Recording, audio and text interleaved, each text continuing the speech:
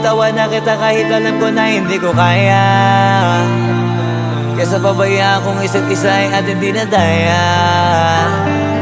Di na ipipilit kahit alam ko na nakakahinayang, kasi di na maligaya. Unti-unti ko nang tinatanggap. Siguro nga dito na rin natatapos ang lahat. Ayoko na rin pilitin ka na makisama pa sa akin, nakakawalang gana. Di mo pa ba yan nakutuban, di ba tamang inala ka? Sino sa atin may mali kung ako o sige, pero sana tanggapin mo pareho lang tayong dalawa nakasakit. Tapos parang gusto mo lang sa'kin i-end. Ito ang epekto nito, nagka-depekto na tayo. Mahirap na lang tanggapin, di makukumpleto ang kwentong perfecto kung walang the end. Pwede ka na makalaya, bibitawan na kita kahit alam ko na hindi ko kaya. Kesa pabayaan kung isa't isa ay ating dinadaya. Di na ipipilit kahit alam ko na nakakahinayang, kasi di na maligaya.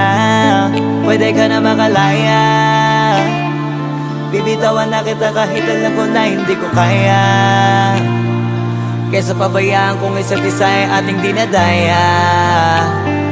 Di na ipipilit kahit alam ko na nakakahinayang, kasi di na maligaya. Shots, unti-unti ko nang tinatanggap. Na ganun lang nawasak ka lahat. Di ko na pangatawanan na hindi kita iiwan. Kaso lang hindi na kita kayang samahan pa dyan sa kadiliman.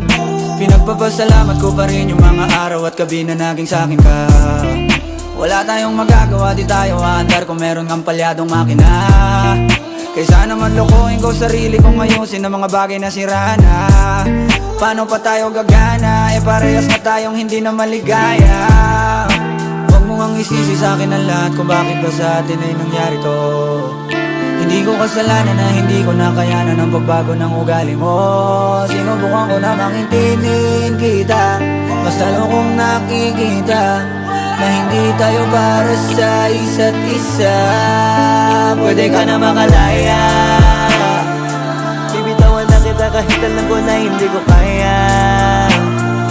Kesa pabayaan kung isa't isa ay ating dinadaya.